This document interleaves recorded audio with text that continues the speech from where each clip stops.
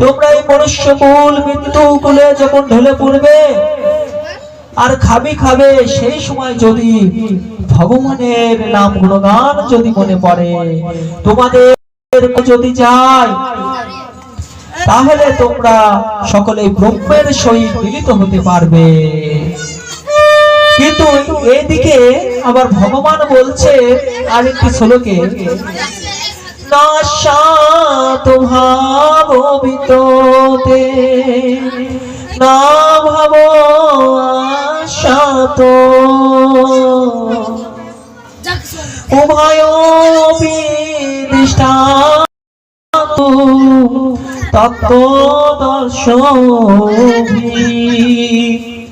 অর্থাৎ আমরা বাড়িতে প্রতিদিন রন্ধন করি, আর সেই রন্ধনের জিনিস আমরা যখন খেতে পাই, যে খাবার যে থালাটি, সেই খাবারটি খাবার পরে থালাটি যদি আমরা প্রতিদিন যদি মাজি, তাহলে থালাটি চকচক করিবে, আর যদি না মাজি তাহলে কি হবে, এক জায়গায় পড়ে সে মরচে ধরে থালাটি নষ্ট হয়ে যাবে। তাই ভগবান বলছে নিত্য বস্তু সদা সর্বদা সচল হয়ে থাকে, আর অনিত্য বস্তু এক জায়গায় পড়ে মরচে ধরে যায়।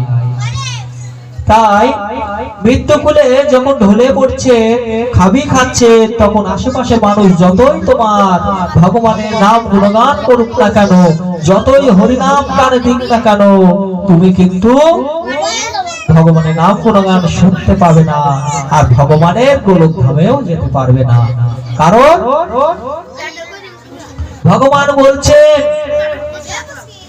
যে ভগবানের নাম গুণগান যদি ওই থালার মতো প্রতিনিয়ত যদি মেজে ঘষে যদি আপনারা পরিষ্কার পরিচ্ছন্ন করেন, তবেই কিন্তু ভগবানের কাছে যাওয়ার পথটি প্রশস্ত হয়ে যাবে।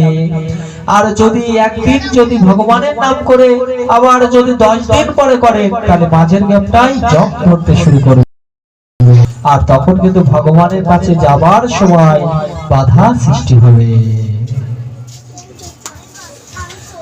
তাই ভগবান বলছেন একম মন চিন্তায়তে, এক মনে চিন্তা করো আর ভগবানের দিকে